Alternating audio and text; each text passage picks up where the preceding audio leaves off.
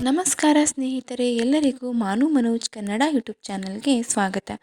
ಈ ವಿಡಿಯೋದಲ್ಲಿ ಶಾಲ್ವ ಮತ್ತು ಭೀಷ್ಮರ ಯುದ್ಧ ಹೇಗಾಗುತ್ತೆ, ಅಂಬಾಲಿಕೆಯರ ವಿವಾಹ ಯಾರ ಜೊತೆ ನಡೆಯುತ್ತೆ, ಮತ್ತು ವಿಚಿತ್ರ ವೀರ್ಯನ ಸಾವು ಹೇಗೆ ಸಂಭವಿಸುತ್ತೆ, ನಂತರ ವಂಶ ಉದ್ಧಾರಕ್ಕಾಗಿ ಭೀಷ್ಮ ಯಾವ ನಿರ್ಧಾರವನ್ನು ತೆಗೆದುಕೊಳ್ತಾನೆ, ಸತ್ಯವತಿಯ ನಿರ್ಧಾರವಾದರೂ ಏನಾಗಿರುತ್ತೆ ಅಂತ ತಿಳ್ಕೊಳ್ಳೋಣ.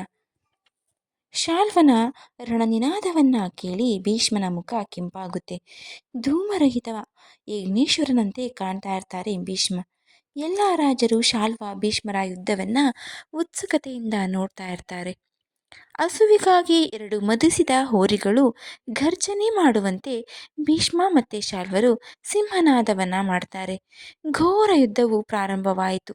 ಶಾಲ್ವನು ನಿಮಿಷ ಮಾತ್ರದಲ್ಲಿ ಸಾವಿರಾರು ಬಾಣಗಳಿಂದ ಭೀಷ್ಮನನ್ನ ಮುಚ್ಚಿಬಿಡ್ತಾನೆ.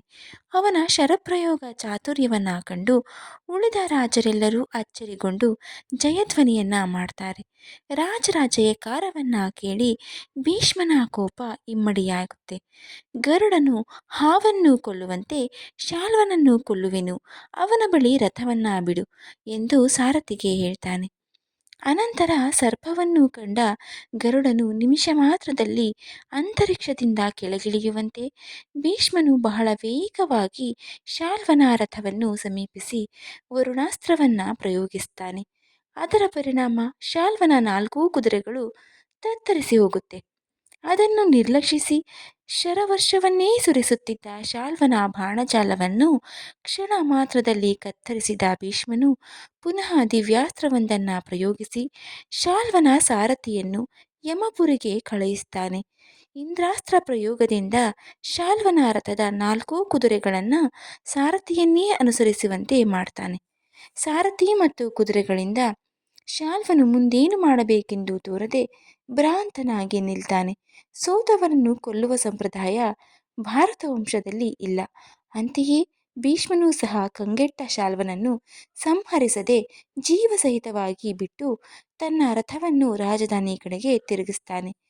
ಪರಾಜಿತನಾದ ಶಾಲ್ವನು ಭೀಷ್ಮನ ಮೇಲೆ ಯಾವ ವಿಧವಾದ ಮಾತ್ಸರ್ಯವನ್ನೂ ತಾಳದೆ ಪ್ರತಿಕ್ರಿಯೆಯನ್ನು ಮಾಡಬೇಕೆಂಬ ಅಭಿಲಾಷೆಯನ್ನೂ ಇಲ್ಲದವನಾಗಿ ಶಾಂತ ಮನಸ್ಕನಾಗಿ ತನ್ನ ನಗರಿಯನ್ನೇ ಸೇರಿ ಧರ್ಮದಿಂದ ರಾಜ್ಯಪಾಲನೆಯನ್ನ ಮಾಡ್ತಾನೆ.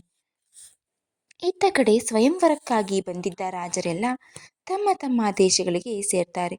ರಾಜಕುಮಾರಿಯರನ್ನ ಹಸ್ತಿನಾಪುರಕ್ಕೆ ಕರೆತಂದ ಭೀಷ್ಮನ ಉದ್ದೇಶ ತನ್ನ ತಮ್ಮನಾದ ವಿಚಿತ್ರ ವೀರ್ಯನಿಗೆ ಅವರನ್ನ ಕೊಟ್ಟು ಮದುವೆ ಮಾಡೋದು. ಸತ್ಯವತಿಯ ಅನುಜ್ಞೆಯನ್ನು ಪಡೆದು ವಿವಾಹಕ್ಕೆ ಸಕಲ ಸಾಂಬಾರಗಳನ್ನ ಭೀಷ್ಮನು ಸಿದ್ಧಗೊಳಿಸ್ತಾನೆ. 3 ರಾಜಕುಮಾರಿಯರನ್ನು ವಿಚಿತ್ರವೀರ್ಯನಿಗಿದ್ದು ವಿವಾಹ ಮಾಡಬೇಕೆಂದು ಸಿದ್ಧತೆಯನ್ನ ಮಾಡಿರ್ತಾನೆ. ಕಾಶಿರಾಜನ ಹಿರಿಯ ಮಗಳಾದ ಅಂಬೆಯು ಭೀಷ್ಮನಲ್ಲಿಗೆ ಬಂದು ಮುಗುಳ್ನಗೆಯನ್ನ ಬೀರುತ್ತಾ ಹೇಳ್ತಾಳೆ, ಸರ್ವಮಾನ್ಯನೇ, ನಾನು ನನ್ನ ಮನಸ್ಸಿನಲ್ಲಿ ಸೌಭಪುರದ ಅಧಿಪತಿಯಾದ ಶಾಲ್ವನನ್ನೇ ವರಿಸಿದ್ದೇನೆ. ಶಾಲ್ವನು ನನ್ನನ್ನೇ ಪತ್ನಿಯನ್ನಾಗಿ ಮನದಲ್ಲಿ ಪರಿಗ್ರಹಿಸಿದ್ದಾನೆ. ಶಾಲ್ವನು ಮತ್ತು ನಾನು ಇಬ್ಬರು ಪ್ರೇಮಿಸುತ್ತಿದ್ದೇವೆ. ನಮ್ಮಿಬ್ಬರ ಮನೋನಿಶ್ಚಯಕ್ಕೆ ನಮ್ಮ ತಂದೆಯ ಅನುಮೋದನೆಯೂ ಇತ್ತು. ಸ್ವಯಂವರ ಮಂಟಪದಲ್ಲಿ ನಾನು ಸೌಭಾಧಿಪತಿಗೆ ಸ್ವಯಂವರ ಮಾಲೆಯನ್ನು ಹಾಕಬೇಕೆಂದು ನಿಶ್ಚಯ ಮಾಡಿದ್ದೆ. ನೀನು ಧರ್ಮ ಸೂಕ್ಷ್ಮವನ್ನು ತಿಳಿದವನು. ನಾನು ಹೇಳಿದ ಅಂಶವನ್ನು ಮನಸ್ಸಿಗೆ ತಂದುಕೊಂಡು ನನ್ನನ್ನು ಶಾಲ್ವನ ಕಡೆ ಕಳುಹಿಸು ಅಂತ ಕೇಳ್ತಾಳೆ. ಭೀಷ್ಮನು ಅಂಬೆ ಮಾತನ್ನ ಕೇಳಿ ಬಹಳ ಯೋಚಿಸಿ ವೇದಾಂಗಗಳನ್ನು ತಿಳಿದ ಬ್ರಾಹ್ಮಣರೊಡನೆ ಚರ್ಚಿಸಿ ಬೇರೊಬ್ಬರಾಜನಲ್ಲಿ ಅನುರಕ್ತಳಾಗಿದ್ದ ಅಂಬೆಯನ್ನ ತನ್ನ ತಮ್ಮನಿಗೆ ತಂದುಕೊಳ್ಳುವುದು ಅನುಚಿತ ಎನಿಸಿ ಅವಳ ಇಚ್ಛೆಯಂತೆ ಸಕಲ ರಾಜಮರ್ಯಾದೆಗಳೊಡನೆ ಅಂಬೆಯನ್ನ ಸೌಭದೇಶಕ್ಕೆ ಕಳುಹಿಸ್ತಾನೆ. ಉಳಿದ ರಾಜಕುಮಾರಿಯರನ್ನು ಸರ್ವಾಂಗ ಸುಂದರನಾದ ವಿಚಿತ್ರ ವೀರ್ಯನಿಗೆ ವಿವಾಹವಾಗಲು ಒಪ್ಪಿಗೆಯನ್ನ ನೀಡ್ತಾನೆ. ಶುಭ ಮುಹೂರ್ತದಲ್ಲಿ ಸಂಭ್ರಮದಿಂದ ಅಂಬಿಕೆ ಅಂಬಾಲಿಕೆಯರೊಡನೆ ವಿಚಿತ್ರ ವೀರ್ಯನ ವಿವಾಹ ನಡೆಯುತ್ತೆ. ಅಂಬಿಕೆ ಅಂಬಾಲಿಕೆಯರು ರೂಪಿನಲ್ಲಿ ರತಿಯನ್ನೂ ಮೀರಿಸಿದ್ದರು. ನೀಳವಾದ ಶರೀರ, ಮೇಘದಂತೆ ಶ್ಯಾಮಲವಾದ ಶರೀರ ಕಾಂತಿ, ಸ್ವಾಭಾವಿಕವಾಗಿಯೇ ಗುಂಗುರು ಗುಂಗುರು ಕೂದಲುಗಳಿಂದ ಅಲಂಕೃತಳಾಗಿದ್ದ ನೀಳವಾದ ಕೇಶರಾಶಿ ಹಾಗೂ ದುಂಡಾಗಿದ್ದ ಅವರ ಮುಖ, ತಾವರೆಯ ಮುಗ್ಗಿನಂತೆ ಇದ್ದ ಅವರ ನಯನಗಳು, ಹೀಗೆ ಅವರ ಸೌಂದರ್ಯವನ್ನು ವರ್ಣಿಸಲು ಅಪಾರವಾದ ಸಮಯವೇ ಬೇಕೆನಿಸುವಷ್ಟು ಸೌಂದರ್ಯ. ಹೀಗಿದ್ದ ಸುಖಮಯವಾದ ಸಂಸಾರವು 7 ವರ್ಷಗಳ ಕಾಲ ಸಾಗುತ್ತೆ. ವಿಚಿತ್ರವೀರ್ಯನಿಗೋ ಕಾಮಾಪಭೋಗಗಳ ಅಭಿಲಾಷೆ ಅತಿಯಾಗಿದ್ದರಿಂದಲೂ ದೇಶದ ಆಡಳಿತವನ್ನ ಭೀಷ್ಮನೇ ನೋಡುತ್ತಿದ್ದರಿಂದಲೂ ವಿಚಿತ್ರವೀರ್ಯನು ರಾಣಿವಾಸವನ್ನ ಬಿಟ್ಟು ಹೊರಬರುತ್ತಿರಲಿಲ್ಲ. ಆದರೆ ಎಲ್ಲಕ್ಕೂ ಒಂದು ಮಿತಿ ಇರಬೇಕಲ್ಲವೇ? ಅವನ ಅತಿಯಾದ ಕಾಮೋಪಭೋಗಗಳ ಫಲವಾಗಿ ಕ್ಷಯರೋಗವು ಅವನನ್ನು ಆವರಿಸುತ್ತೆ. ನಿವಾರಣೆಗೆ ಎಂತಹ ದಿವ್ಯೌಷಧ ಪ್ರಯೋಗ ಮಾಡಿದರೂ ಫಲಕಾರಿಯಾಗಲಿಲ್ಲ. ಬಂಧು ಬಾಂಧವರ ಮತ್ತು ಗೆಳೆಯರ ಪ್ರಯತ್ನಗಳೆಲ್ಲವೂ ವ್ಯರ್ಥವಾದವು.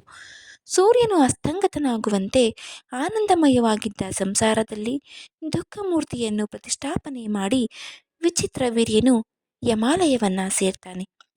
ಸತ್ಯವತಿ, ಭೀಷ್ಮ, ಅಂಬಾಲಿಕೆ ಮತ್ತು ಅಂಬಿಕೆಯರ ಶೋಕವನ್ನ ಪದಗಳಲ್ಲಿ ವರ್ಣಿಸಲು ಸಾಧ್ಯವೇ? ಒಬ್ಬರು ಮತ್ತೊಬ್ಬರಿಗೆ ಸಮಾಧಾನ ಹೇಳುವ ಸ್ಥಿತಿಯಲ್ಲೂ ಇರಲಿಲ್ಲ. ಧರ್ಮಜ್ಞನಾದ ಭೀಷ್ಮನೇ ಸತ್ಯವತಿಯ ಅನುಜ್ಞೆಯನ್ನ ಪಡೆದು ಋತ್ವಿಜರೊಡನೆ ಮತ್ತು ಕುರುಶ್ರೇಷ್ಠರೊಡನೆ ವಿಚಿತ್ರವೀರ್ಯನ ಉತ್ತರ ಕ್ರಿಯೆಗಳನ್ನು ನೆರವೇರಿಸ್ತಾನೆ. ದಾಶರಾಜನ ಇಚ್ಛೆಯಂತೆ ಭೀಷ್ಮನು ಆಜನ್ಮ ಬ್ರಹ್ಮಚಾರಿಯಾದನು. ಸತ್ಯವತಿಯ ಮಕ್ಕಳಿಗೆ ರಾಜ್ಯವೇನೂ ಲಭಿಸಿತು. ಶಾಂತನುವು ವಂಶದ ಅಭಿವೃದ್ಧಿಗೆಂದು ಸತ್ಯವತಿಯನ್ನ ಮದುವೆಯಾದನು. ಆದರೆ ಸತ್ಯವತಿಯ ಮಕ್ಕಳಿಲ್ಲದೆಯೇ ಪ್ರಾಣತ್ಯಾಗ ಮಾಡಿದರು. ಭೀಷ್ಮನು ಬ್ರಹ್ಮಚಾರಿ.